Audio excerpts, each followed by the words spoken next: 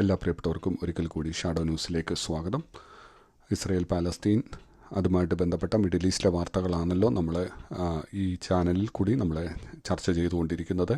ഏറ്റവും പുതിയ അപ്ഡേറ്റ്സ് അവിടെ നിന്നും കടന്നു വന്നിരിക്കുന്നത് ഇന്നലെ ഇസ്രയേലിൻ്റെ വ്യോമസേന നടത്തിയ അക്രമത്തിൽ, അതായത് ബെയ്റൂട്ടിൽ ഇസ്രയേലിൻ്റെ വ്യോമസേന നടത്തിയ അക്രമത്തിൽ ഹിസ്ബുള്ളയുടെ ഹെഡ് ക്വാർട്ടേഴ്സിലെ ഓഫീസുകളിൽ അവർ വലിയ ആക്രമണം അഴിച്ചുവിടുകയുണ്ടായി. നമ്മളറിയണം, ഈ ഹെഡ് ക്വാർട്ടേഴ്സ് സ്ഥിതി ചെയ്തിരുന്നത് ബെയ്റൂട്ടിൽ ദഹിയ എന്ന് പറയുന്നതായിട്ടുള്ള സ്ഥലത്താണ് ഈ ഹെഡ് ക്വാർട്ടേഴ്സ് ഉണ്ടായിരുന്നത് ഹിസ്ബുള്ളയുടെ. ഇത് ഒരു റെസിഡൻ്റൽ ഏരിയയുടെ അണ്ടർഗ്രൗണ്ടിലായിരുന്നു ഈ കെട്ടിടം ഉണ്ടായിരുന്നത്, അല്ലെങ്കിൽ ഈ ഓഫീസ് ഉണ്ടായിരുന്നത്. ഏത് രീതിയിലുള്ള ബോംബാക്രമണത്തെയും ചെറുക്കത്തക്കവണ്ണം ഒരു ബങ്കറായിട്ടാണ് അവരത് യൂസ് ചെയ്തിരുന്നത്. പുറത്തു നിന്നുള്ള ബോംബാക്രമണങ്ങളെയൊക്കെ ചെറുക്കുവാൻ തക്കവണ്ണമുള്ള ശക്തമായിട്ടുള്ളതായിട്ടുള്ള ബങ്കറായിരുന്നു ആ കെട്ടിടമെന്ന് നമ്മൾ മനസ്സിലാക്കേണ്ടതായിട്ടുണ്ട്. ഞാൻ ഓർപ്പിച്ച പോലെ ഇതൊരു സിവിലിയൻ റെസിഡൻ്റൽ ഏരിയയുടെ അണ്ടർഗ്രൗണ്ടിലാണ് ഈ ബിൽഡിങ് ഉണ്ടായിരുന്നത്. കാരണം മറ്റ് ശത്രുക്കളുടെ ആക്രമണങ്ങൾ ഉണ്ടായാൽ അത് പ്രതിരോധിക്കുവാൻ വേണ്ടി അവർ ആ രീതിയിലുള്ളതായിട്ടുള്ള സെറ്റപ്പായിരുന്നു അവർ ചെയ്തിരുന്നത്. നമ്മൾക്കെല്ലാം അറിയാം, ഈ ഹിസ്ബുള്ളയുടെ നേതാവായിരിക്കുന്ന, നമ്മൾ ഓർക്കുന്നത് പോലെ ലോകത്തെ ഏറ്റവും വലിയ തീവ്രവാദികളിൽ ഒരാളായിരിക്കുന്നതായിട്ടുള്ള ഹിസ്ബുള്ളയുടെ നേതാവായിരിക്കുന്ന ഹസൻ നസറുള്ള ആ ബിൽഡിങ്ങിൽ ഉണ്ടായിരുന്നു എന്നുള്ള ഇൻ്റലിജൻസിൻ്റെ റിപ്പോർട്ട് പ്രകാരമാണ് അവിടെ ഇസ്രയേലിൻ്റെ വ്യോമസേന ഇന്നലെ ആക്രമണം നടത്തിയത്. അവിടെ അവർ ഉപയോഗിച്ചത് ആ ഇൻ്റലിജൻസിൻ്റെ റിപ്പോർട്ട് പ്രകാരം, അല്ലെങ്കിൽ ആ ഇൻഫർമേഷൻ പ്രകാരം ഇന്നലെ അവരവിടെ ആക്രമണം നടത്തിയത് ബങ്കർ ബസ്റ്റർ ബോംബുകൾ ഉപയോഗിച്ചാണ് അവിടെ ആക്രമണം നടത്തിയത്. വലിയ രീതിയിലുള്ളത് ആ ബോംബായിരുന്നു അവിടെ കൊണ്ടുവന്ന് അവരെ വർഷിച്ചത്. അതിൻ്റെ പുതിയ വീഡിയോകളും ഫോട്ടോകളും ഒക്കെ പുറത്തു വന്നിരിക്കുന്നത്. വലിയൊരു ഗർത്തം തന്നെയാണ് അവിടെ ഉണ്ടായിരിക്കുന്നത്. ആ കെട്ടിടം പൂർണ്ണമായി, അണ്ടർഗ്രൗണ്ട് കെട്ടിടം പൂർണ്ണമായിട്ട് തകർന്നിരിക്കുകയാണ്. അവിടെ ആരൊക്കെ ഉണ്ടായിരുന്നു, എന്തൊക്കെ ഇനിയും ഉണ്ട് എന്ന് പോലും അറിയാൻ കഴിയാത്ത വണ്ണം ഒരു പിടി ചാരമായി പോയ അവസ്ഥയാണ് നമുക്ക് അവിടെ നിന്നും കാണുവാനായിട്ട് സാധിക്കുന്നത്. അത് കാണുന്ന എല്ലാവർക്കും അറിയാം, അതിൽ ആരൊക്കെ ഉണ്ടായിരുന്നോ അവരെല്ലാം ആരും രക്ഷപ്പെട്ടിട്ടില്ല എന്ന് നമുക്ക് തീർച്ചയായിട്ടും മനസ്സിലാക്കുവാനായിട്ട് സാധിക്കും. നസറുള്ള അതിൽ ഉണ്ടായിരുന്നു എന്നാണ് വിശ്വസനീയമായ കേന്ദ്രത്തിൽ നിന്നുള്ള അറിയിപ്പ്. എന്നാൽ അത് ഇസ്രയേലോ അല്ലെങ്കിൽ മറ്റ് ഏതെങ്കിലും രാജ്യങ്ങളോ കൺഫേം ചെയ്തിട്ടില്ല. ഇറാൻ പറയുന്നത് അവിടെ നസറുള്ളയ്ക്ക് പ്രത്യേകിച്ച് ഒന്നും പറ്റിയിട്ടില്ല, നസറുള്ള അവിടെ ഇല്ലായിരുന്നു, സേഫായിട്ടിരിക്കുന്നു എന്നാണ്. അൽ ജസീറയുടെ റിപ്പോർട്ടർ രാവിലെ ട്വീറ്റ് ചെയ്തിരുന്നു നസറുള്ള സേഫാണെന്ന്. എന്നാൽ അല്പസമയത്തിനുള്ളിൽ തൻ്റെ ട്വീറ്റ് താനെ പിൻവലിക്കുകയുണ്ടായി, ഡിലീറ്റ് ചെയ്യുകയുണ്ടായി. അതിനർത്ഥം എന്തൊക്കെയോ അവിടെ സംഭവിച്ചിട്ടുണ്ട്. ചിലപ്പോൾ നസറുള്ള തന്നെ ഈ അക്രമത്തിൽ കൊല്ലപ്പെടുവാനുള്ള 90% ചാൻസുകളാണ് അവിടെ കാണുന്നത്. എന്നാൽ അതിൻ്റെ കൂടുതൽ ഡീറ്റെയിലുകൾ വരും മണിക്കൂറുകളിലേ നമുക്ക് ലഭിക്കുകയുള്ളൂ. ഇതിൽ രസകരമായിട്ടുള്ള കാര്യം നമ്മളൊക്കെ കണ്ടതാണ് ന്യൂസിൽ കൂടി. ഇസ്രയേലിൻ്റെ പ്രൈം മിനിസ്റ്റർ ബെഞ്ചമിൻ നെതന്യാഹു US-ലാണ്, ന്യൂയോർക്കിൽ ഐക്യരാഷ്ട്രസഭയുടെ സമ്മേളനത്തിൽ പങ്കെടുക്കുകയാണ്. നിങ്ങളിൽ പലരും ചിലപ്പോൾ അദ്ദേഹത്തിൻ്റെ അവിടുത്തെ പ്രസംഗം കേട്ട് കാണും. വളരെ ഔട്ട്സ്റ്റാൻഡിംഗ് ആയിട്ടുള്ള ഒരു പ്രസംഗമായിരുന്നു. തൻ്റെ നിലപാട് വളരെ ശക്തമായിട്ട് അവിടെ പറയുകയുണ്ടായി. താൻ അമേരിക്കയോട് തന്നെ ചോദിക്കുകയായിരുന്നു, നിങ്ങൾ ഞങ്ങളുടെ സ്ഥാനത്താണെങ്കിൽ നിങ്ങളുടെ ഒരു സ്റ്റേറ്റിലേക്ക് ഇപ്രകാരം ദിവസവും 100 കണക്കിന് റോക്കറ്റ് നിങ്ങളുടെ ശത്രു അയക്കുന്നുണ്ടെങ്കിൽ നിങ്ങൾ ചെയ്യാറുള്ളത്, അല്ലെങ്കിൽ നിങ്ങൾ എന്താണ് അതിന്മേൽ നടപടി എടുക്കാറുള്ളതെന്ന് വളരെ ശക്തമായിട്ട് അമേരിക്കയോട് നേരിട്ട് ചോദിക്കുന്ന ചോദ്യം വരെ അദ്ദേഹം അവിടെ ഉന്നയിക്കുകയുണ്ടായി.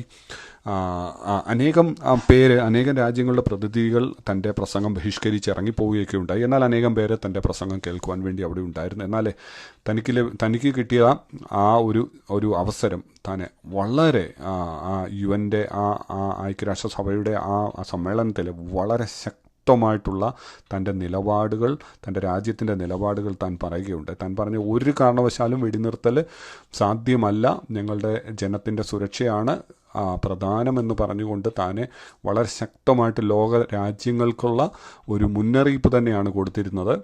ഞങ്ങളെ ആക്രമിക്കുന്നവരെ ഞങ്ങൾ തീർച്ചയായിട്ടും നശിപ്പിക്കുമെന്ന് വളരെ ഒരു സംശയത്തിനും ഇടയില്ലാതെ വണ്ണം താൻ അവിടെ പറയുകയുണ്ടായി.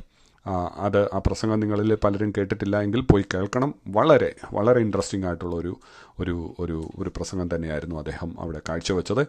അത് ഈ പ്രസംഗം കഴിഞ്ഞ് 5 മിനിറ്റിന് ശേഷമാണ് താൻ ഈ ബെയ്റൂട്ടിലെ ഈ ഹെഡ് ക്വാർട്ടേഴ്സ് അല്ലെങ്കിൽ ഹിസ്ബുള്ളയുടെ ഹെഡ് ക്വാർട്ടേഴ്സിലേക്ക് ആക്രമണം നടത്തുവാനുള്ള അന്തിമ നിർദ്ദേശം കൊടുക്കുന്നതെന്ന് നമുക്ക്, അല്ലെങ്കിൽ അതിനുള്ള ഈ പെർമിഷൻ കൊടുക്കുന്നതെന്ന് നമുക്ക് മനസ്സിലാക്കുവാനായിട്ട് സാധിക്കും.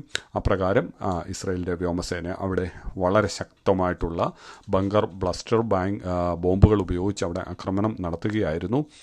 അവിടെ നിന്ന് വരുന്ന ലേറ്റസ്റ്റ് റിപ്പോർട്ടുകൾ ദിവസങ്ങൾ ചിലപ്പോൾ എടുത്തിരിക്കും ആരൊക്കെയാണ് മരിച്ചതെന്ന് അറിയുവാൻ എന്നാണ് അവിടെ നിന്ന് വരുന്നതായിട്ടുള്ള റിപ്പോർട്ടുകൾ നമുക്ക് കാണുവാനായിട്ട് സാധിക്കുന്നത്.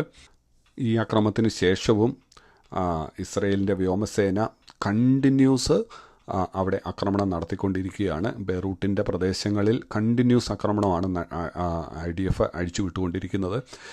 അവരെ ഈ ആയുധം സംഭരിച്ച് വെച്ചിരിക്കുന്ന, ഞാൻ കഴിഞ്ഞ വീഡിയോയിൽ പറയുകയുണ്ടായി, അവിടുത്തെ വീടുകളുടെ സ്വീകരണ മുറികളിലും ഗ്യാരേജുകളിലും ടെറസുകളിലും മിസൈലുകളും റോക്കറ്റുകളും അവർ സംഭരിച്ചു വെച്ചിരിക്കുകയാണ്.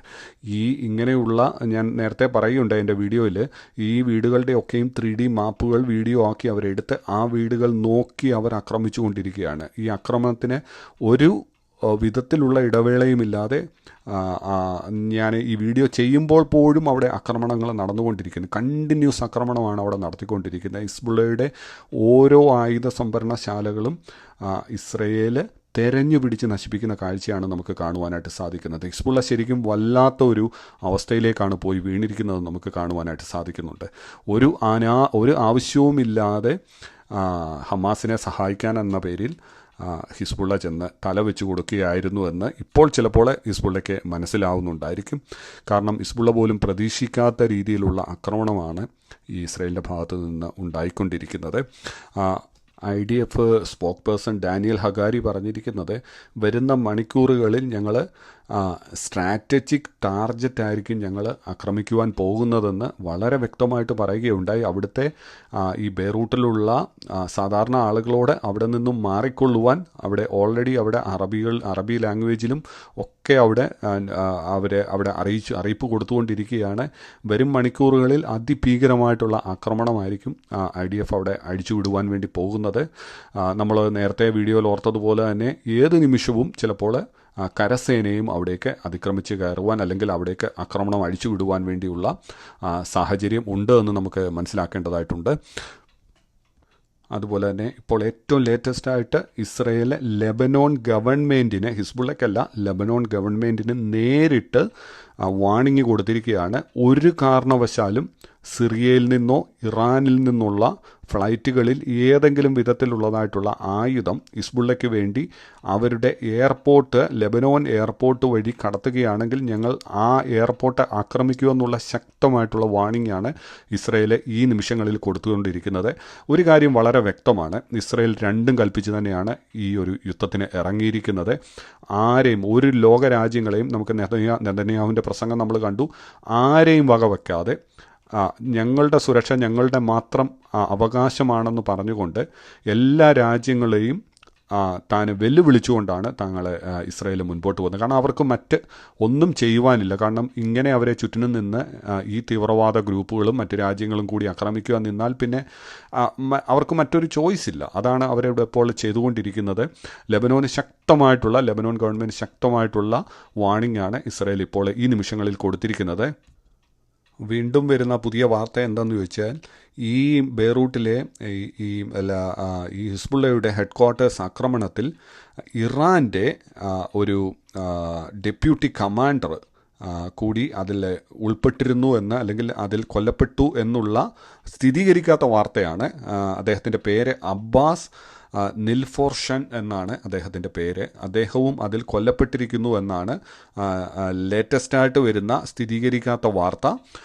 അപ്പോൾ ഒരു കാര്യം വളരെ വ്യക്തമാണ്, പുറത്തു വരുന്ന വാർത്തകൾ സത്യമാണെങ്കിൽ ഇറാൻ്റെ വളരെ ശക്തമായിട്ടുള്ള പിന്തുണ ഇവർക്ക് എല്ലാ കാര്യത്തിലും ഉണ്ടെന്ന് വീണ്ടും തെളിയിക്കുകയാണ് ഈ ഒരു കാര്യത്തോടു കൂടി. അതുപോലെ തന്നെ ഈ ഹിസ്ബുള്ളയുടെ ഈ ഹെഡ് ക്വാർട്ടേഴ്സ് ആക്രമിക്കുവാൻ വേണ്ടി, അണ്ടർഗ്രൗണ്ടിലുള്ള ഈ ഹെഡ് ക്വാർട്ടേഴ്സ് ആക്രമിക്കുവാൻ വേണ്ടി 60 ബങ്കർ ബസ്റ്റർ ബോംബുകളാണ് അവർ ഇസ്രയേൽ വർഷിച്ചത്. നിങ്ങൾക്ക് 60 ബോംബുകൾ ബങ്കർ ബസ്റ്റർ ബോംബുകൾ എത്ര ശക്തമാണെന്ന് അല്ലെങ്കിൽ എത്രമാത്രം ഡാമേജ് ഉണ്ടാക്കുമെന്ന് നിങ്ങൾക്ക് ഊഹിക്കാവുന്നതേ ഉള്ളൂ, ഒരെണ്ണമാണെങ്കിൽ പോലും. അപ്പോൾ 60 ബോംബുകൾ ഒരു സ്ഥലത്തിട്ടെന്ന് പറയുമ്പോൾ അതിൻ്റെ ആ വ്യാപ്തി എത്ര വലുതാണെന്ന് നിങ്ങൾ മനസ്സിലാക്കേണ്ടതായിട്ടുണ്ട്. അപ്പോൾ തീർച്ചയായിട്ടും അവിടെ ഉണ്ടായിരുന്ന ഒരാൾ പോലും രക്ഷപ്പെടുവാനുള്ള യാതൊരു സാഹചര്യവുമില്ല. ഇനി നമുക്ക് അറിയേണ്ടത് അതിൽ ആരൊക്കെ ഉണ്ടായിരുന്നു, അതിൽ നസറുള്ള ഉണ്ടായിരുന്നോ എന്നുള്ളത് മാത്രമാണ് ഇനി നമുക്ക് കൺഫർമേഷൻ വരുവാനുള്ളത്. അത് വരും മണിക്കൂറുകൾക്കുള്ളിൽ തന്നെ നമുക്കത് ലഭിക്കുന്നതായിരിക്കും. തീർച്ചയായിട്ടും ഞാനിവിടെ അപ്ഡേറ്റ് ചെയ്യുന്നതായിരിക്കും അത്. ഇപ്പോൾ നമുക്ക് അറിയുവാൻ സാധിക്കുന്നത് ലെബനോനിലെ ബെയ്റൂട്ടിൽ നിന്നും ആളുകൾ കൂട്ടപലായനം ചെയ്യുകയാണ്. IDFൻ്റെ വാണിംഗ് വന്നിട്ടുണ്ടായിരുന്നു, നിങ്ങളവിടെ നിന്ന് മാറണമെന്ന്. അതുപോലെ തന്നെ IDF തെരഞ്ഞു പിടിച്ച് ആയുധം സംഭരിച്ചു വെച്ചിരിക്കുന്ന വീടുകൾ നശിപ്പിച്ചുകൊണ്ടിരിക്കുകയാണ് ഈ മണിക്കൂറുകളിൽ. ഓൾറെഡി തന്നെ ഹഗാരി അതാണ് അനൗൺസ് ചെയ്തിരിക്കുന്നത്. ഞങ്ങളുടെ അടുത്ത നടപടി അതാണ്, ഓരോ വീടുകളും ആയുധങ്ങളും നശിപ്പിക്കുക എന്നുള്ളതാണ് അവരുടെ അടുത്ത സ്ട്രാറ്റജിയായിട്ട് അവർ വെച്ചിരിക്കുന്നത്. നമ്മൾ ഈ വാർത്തകളൊക്കെ കാണുമ്പോൾ നമ്മൾ ഒരു കാര്യം കൂടി ഓർക്കേണ്ടതായിട്ടുണ്ട്. എല്ലാ രാജ്യങ്ങളും ആളുകളും ഒക്കെ കിടന്ന് ഇസ്രയേലിനെ കുറ്റം പറയുകയാണ്, അവർ ആ സ്ത്രീകളെ കൊല്ലുന്നു, കുഞ്ഞുങ്ങളെ കൊല്ലുന്നു. പക്ഷേ ഏത് രാജ്യമുണ്ട് അവർ ആക്രമിക്കുന്നതിന് മുമ്പ് അവിടെയുള്ള സിവിലിയൻസിനോട് നിങ്ങൾ അവിടെ നിന്ന് മാറിക്കോ, ഞങ്ങളിവിടെ ആക്രമിക്കുവാൻ പോകുന്നതെന്ന് പറഞ്ഞ് ചില മണിക്കൂറുകൾ സമയം കൊടുത്തിട്ട് ആക്രമിക്കുന്ന ഏത് സൈന്യമാണുള്ളത്? അപ്പോൾ ഒരു കാര്യം വളരെ വ്യക്തമാണ്, ഇസ്രയേലിനും ഇസ്രയേൽ സൈന്യത്തിനുമെതിരായിട്ട് വളരെ ഗൂഢമായിട്ടുള്ള ഒരു പ്രവർത്തനം ലോകത്ത് മുഴുവനായിട്ട് നടക്കുന്നുണ്ട് എന്ന് നമുക്ക് കാണുവാനായിട്ട് സാധിക്കും.